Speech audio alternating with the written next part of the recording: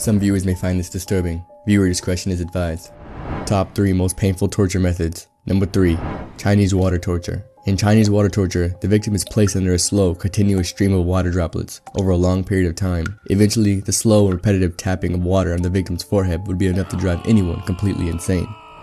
Number 2. The Judas Cradle. The Spanish Inquisition was known for having many torture devices, and the Judas Cradle was one of the most painful. Also known as the Judas chair, the victim usually died of infection, as the seat was never cleaned before uses. The victim was placed on the top of a pyramid-shaped seat, with both legs tied together. The chair's point was usually inserted into the anus, stretching the orifice. The victim was then slowly lowered via ropes. The torture might last a few hours, or sometimes a few days. Number 1. Rat torture. Rat torture was popular in both medieval Germany and ancient China. This method, a pot of hungry rats would be placed against the belly of a victim. As the pot was slowly heated, the distressed rats would gnaw through anything in their way. Human zoos. Put in place to show off the superiority of the white race, human zoos taught the public that racism is okay, and chances are, your parents or grandparents were alive during this time. After a cover-up, too much evidence was there through video to deny this happened. Africans, Native Americans, non-white aboriginals around the world were captured and forced to live in a zoo-like enclosure. If they weren't entertaining throughout the day, they'd get coins thrown at them. They would teach brown-skinned people were a mix between human and orangutan. It's almost hard to believe the last one only closed in 1958. Here is Otabanga, tricked into coming to the Bronx, New York Zoo for a job training an elephant. But when he arrived, he was thrown in the monkey cage, doomed to be an attraction. After years in abuse and torture, Ota took his own life, quite possibly from his PTSD-like symptoms. The first known recording ever of a human voice on April 9th, 1860.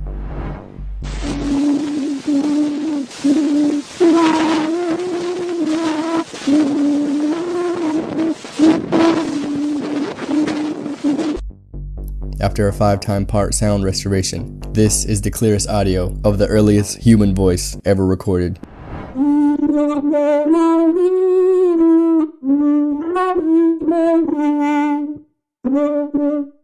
Some may call this creepy, some may call it weird, but this is the start of cell phones, movies, TV, music, radio. This is where it all began.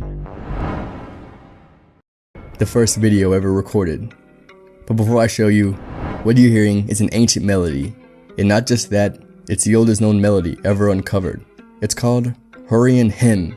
Though we found an instrument as old as 43,000 years old, this piece found in 1950 has been estimated to be around 3,000 years old. Now, the oldest video. This was recorded in 1888 by French inventor Louis Le Prince and named Round Hay Garden Scene. The video length is 1.6 seconds and made out of 20 frames. Without this, no movies, no videos, no TikTok. Weird thing is, he mysteriously vanished September of 1890 on a train headed to Paris. His body was never found, and Thomas Edison tried to take the credit for Le Prince's invention. When his son came forward with the truth, he was shot dead.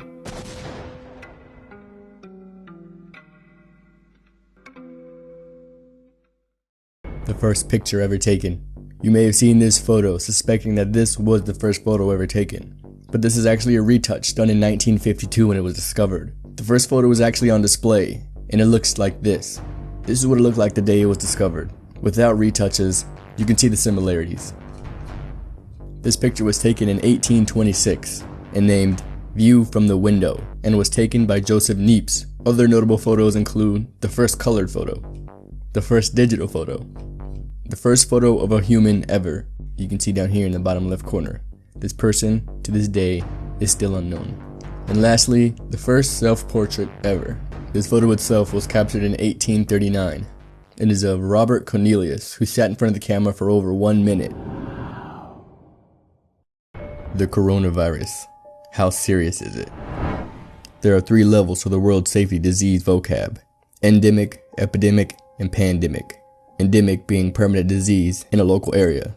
Example, the flu. Epidemic, a medium-sized outbreak. Example, Ebola. And the top level, pandemic, prevalent over the entire world. Example, coronavirus. The World Health Organization announced that after Italy suffered 200 deaths in 24 hours, coronavirus has reached pandemic levels. Until now, sources such as Fox News claimed it to be a hoax by Democrats, and some shrug it off as a flu. But what people don't realize is the last flu that reached pandemic status, the Spanish flu, killed nearly 50 million people. With today's modern transport, the usability of spread is like a feeding ground for the coronavirus. All we can do now as a society is admit that we weren't ready for the problem and take as many preventative measures as possible. The coronavirus. Don't panic. We've heard the news say it, we've heard the public say it. There's no reason to panic at all. Panicking. People shouldn't panic about that. There is no need for panic. Limit our own exposure, but not to panic. Reduce the panic that people might feel. It seems like that's all people will have to say about the coronavirus, while writing off its seriousness. But what do the professionals say? Here's what Dr. Fauci, the scientist ahead of the National Institute of Allergy and Infectious Disease, had to say about it. And someone might say, well, are you overreacting? And we gotta lose that. We gotta start looking at doing things now in anticipation of what might happen. You're never gonna suppress it completely. So we have to get used to it. We're gonna get infections and probably a lot more infections. While panic might be your buzzword, it's time to fess up to the seriousness. Stop listening to the news and the public and start listening to the professionals. Top 3 photos before disaster. Number 3, Princess Diana. In the back with her head facing towards the back window is Princess Diana, the night of August 31st, 1997, before her fatal car crash. While many of us weren't even alive during this time, she left her impact of being well loved. Number 2, Paul Walker. Here is a photo of Paul Walker climbing into the car that eventually crashed, taking his life, and the drivers back in 2013.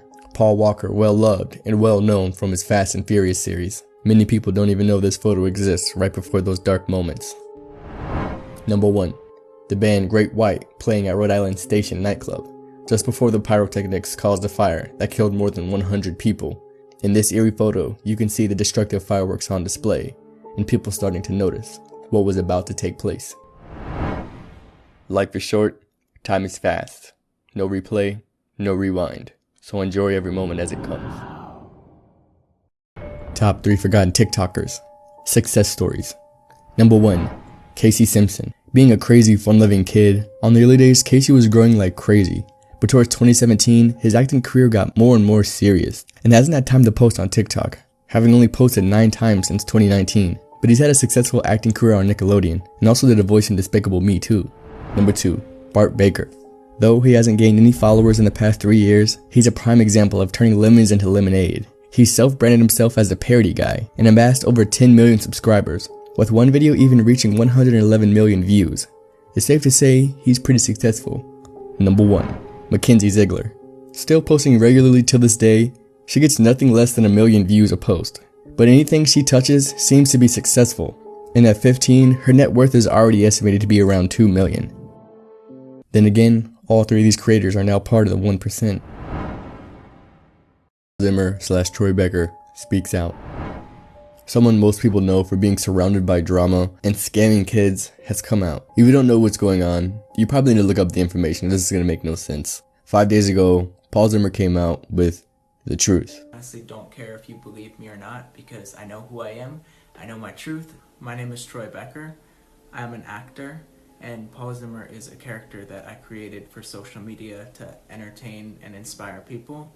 I wanted Paul Zimmer to be like a perfect person, but I found out really quickly that perfection just doesn't exist. So just because I've done really good on social media doesn't mean I've scammed anyone. Sad thing is, he's kinda still lying. His real name was uncovered to be Paul Godowski. He then legally changed his name of March of last year. He technically made up the last name Zimmer.